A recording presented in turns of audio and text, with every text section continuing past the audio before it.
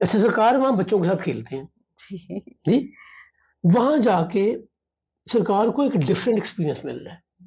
مکہ میں پانی ایک نایاب چیز ہے، یثرب میں پانی بڑی آسانی سے اویلیبل ہے، تالاب ہے، اور مکہ میں سرکار نے تیرنا سیکھا اس تالاب میں. نمبر 2، پہلی دفعہ اپنے آپ کو عکس کی صورت میں پانی میں رسول اللہ نے یثرب میں جا کے دیکھا. ہم بات کر رہے تھے رسالت مآب صلی اللہ علیہ وسلم مکہ میں اپنی والدہ کے پاس رہ رہے ہیں، 1 سال بھی گزر گیا.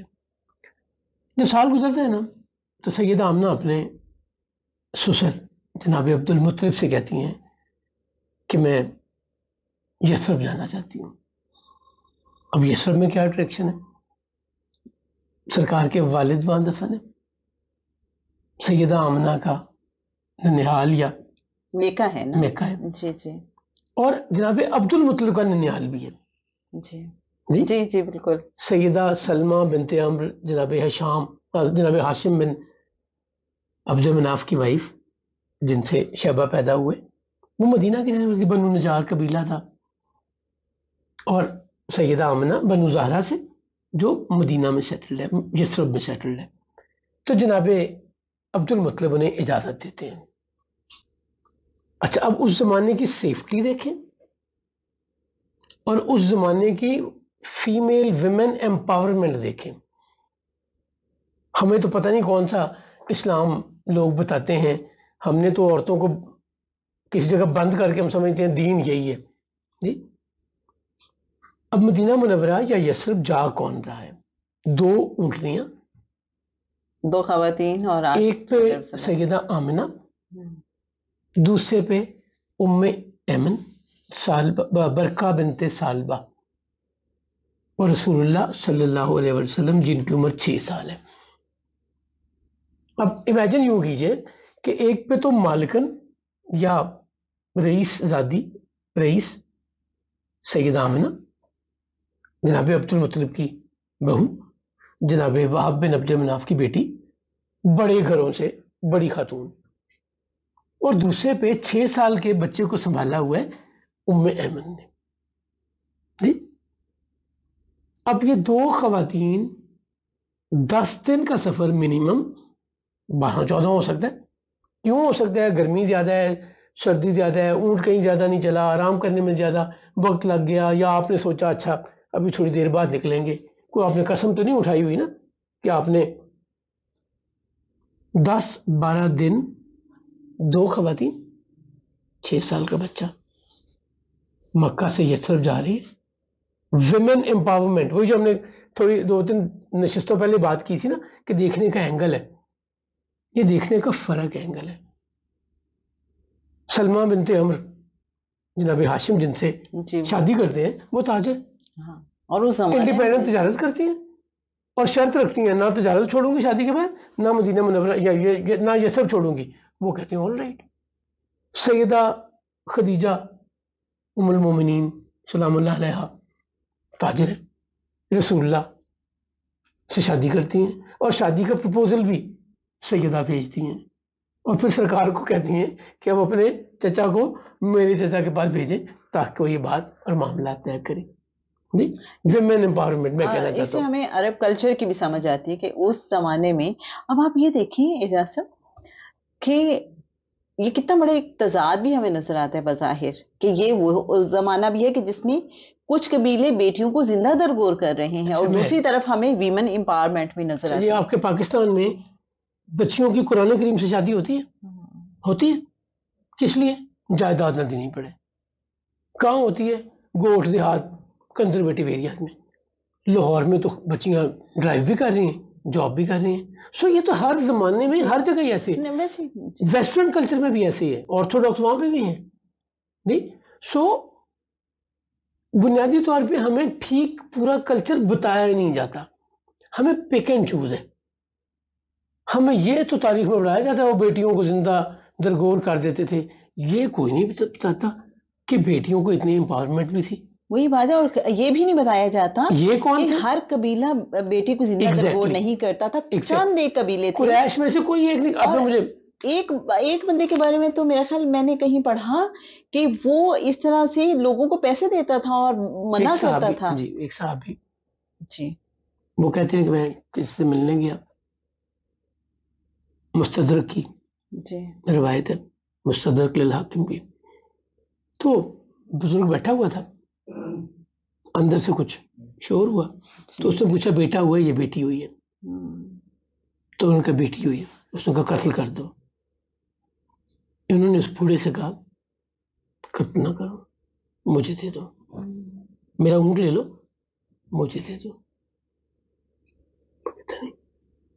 3 اونٹ لوں گا. وہ کہتے ہیں میں نے 3 اونٹ دیے اور بچی کو لے آیا گھر. کتنی بڑی نیکی ویسے، کیا بات. اب یہ بات شروع کہاں سے ہوئی ہے؟ کیا بات. وہ سرکار ختمی مرتبہ صلی اللہ علیہ وسلم سے پوچھتے ہیں کہ اللہ کے رسول، ایمان لانے سے پہلے میں نے جو نیکیاں کی مجھے اس کا بدلہ ملے گا؟ تو سرکار پوچھتے تم نے کیا نیکی کی؟ تو وہ بتاتے ہیں یہ واقعہ. پھر وہ کہتے ہیں کہ اس کے بعد مجھے نا عادت ہو گئی کہ میں ڈھونڈتا تھا 3 اونٹ دیکھ کہ کوئی بچی کسی ایسے گھر میں جو بچیوں کو جان سے مار دیتے ہیں، انہیں کہتا تھا اگر بیٹی پیدا ہو تو جان سے نہ مارنا، 3 اونٹ مجھ سے لے لو، بچی دے دو. اور وہ کہتے ہیں کہ میرے گھر میں، میری حویلی میں، میرے جو بھی سسٹم ہوگا اس زمانے میں رہنے کا، 300 بچیاں ہوں گی. میں نے 300 بچیوں کو زندہ درگور یا جان سے مرنے سے بچایا. جب یہ بات بتا رہے تھے ختمی مرتبہ صلی اللہ علیہ وسلم کی آنکھوں میں آنسو تھے. جی آپ نے فرمایا اللہ تمہیں اس کا بہترین بدلہ دے گا. جی سو ہمیں انفارچونیٹلی وہ جو ہم کہتے ہیں نا ہم نے پہلے تو یہ باتیں نہیں سنی، اس کی ریزن یہ ہے کہ ہم وہاں سے بری چیزیں اٹھا کے پیسٹ کر رہے، پوسٹ کر رہے، جو ان کی خوبیاں ان کو بتا ہی نہیں رہے. اب وہ دونوں خواتین جناب سرکار محمد رسول اللہ صلی اللہ علیہ وسلم یثرب پہنچ گئے ہیں. اب یہ ننیال ہے، سرکار کا ننیال بھی ہے، سیدہ آمنہ کی میکے ہیں. اپنی کزن سے ملتی ہوں گی، اپنی خالاؤں سے، چچیوں سے، پھپھیوں سے ملتی ہوں گی، بڑا اچھا وقت گزرا ہوگا. اب 6 سال بعد آئی ہیں، شاید درمیان میں بھی گئی ہوں، اگر درمیان میں بھی گئی ہوں گی تو 6 مہینے سال بعد ہی گئی ہوں گی نا، بیٹے کے ساتھ پہلی بار پہلی بار گئی. تو بڑی آؤ بھگت بھی اور مبارکیں سلامتیں بھی، بڑا مزے کا وقت گزر رہا ہوگا. ایسے سرکار وہاں بچوں کے ساتھ کھیلتے ہیں. جی وہاں جا کے سرکار کو ایک ڈفرینٹ ایکسپیرینس مل رہا ہے.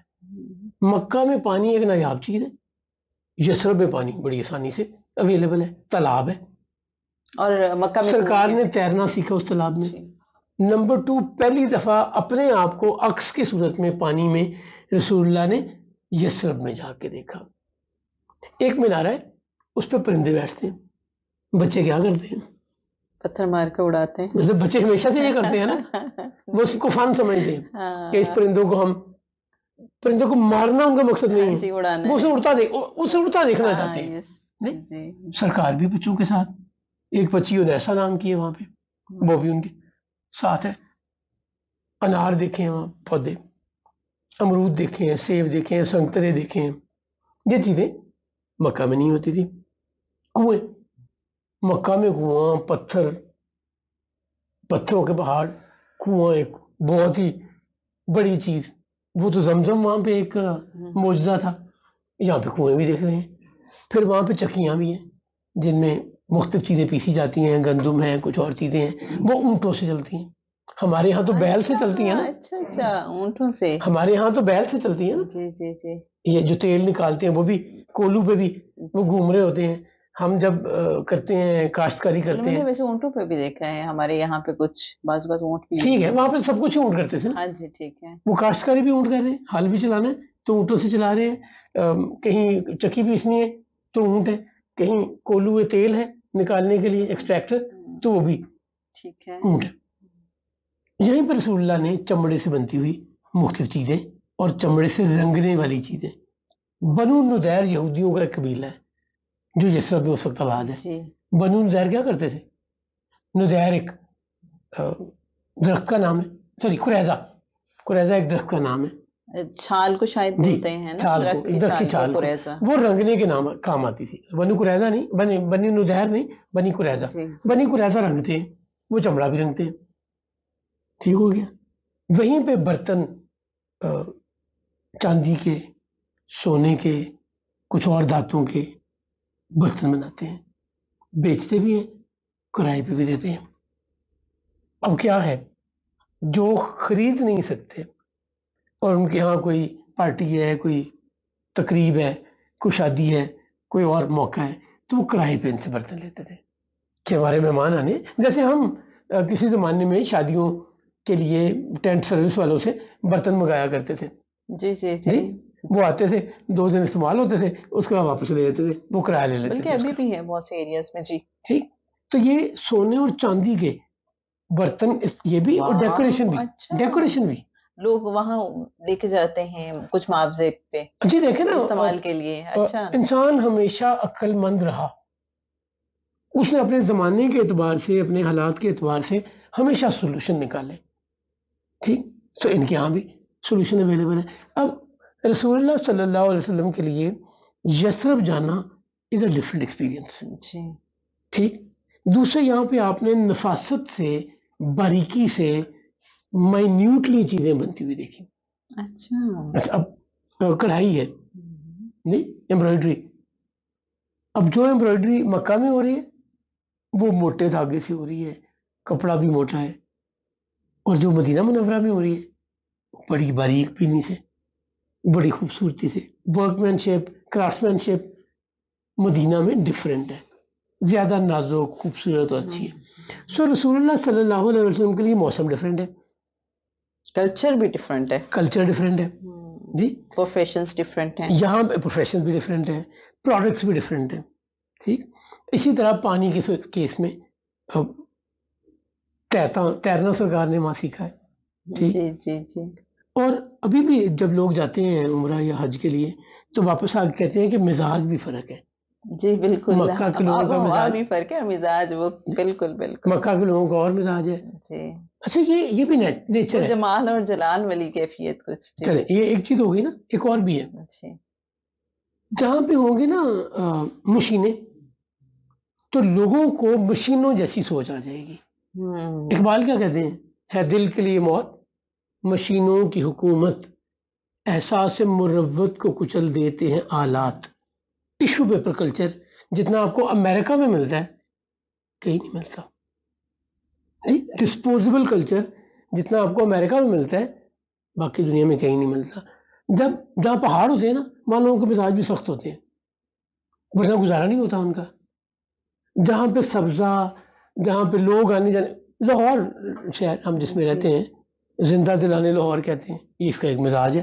کوئی بھی یہاں آ کے رہنا شروع کرے 2-4 سال بعد وہ لاہوریا ہوتا ہے اور اس کا مزاج وہی ہو جاتا ہے. اور یہ اس شہر میں خوبی یہ ہے, ایسی رحمت اللہ کی اس پہ, کہ ہر آنے والے کو سمو لیتا ہے. ایگزیکٹلی, یہ تو حقیقت ہے.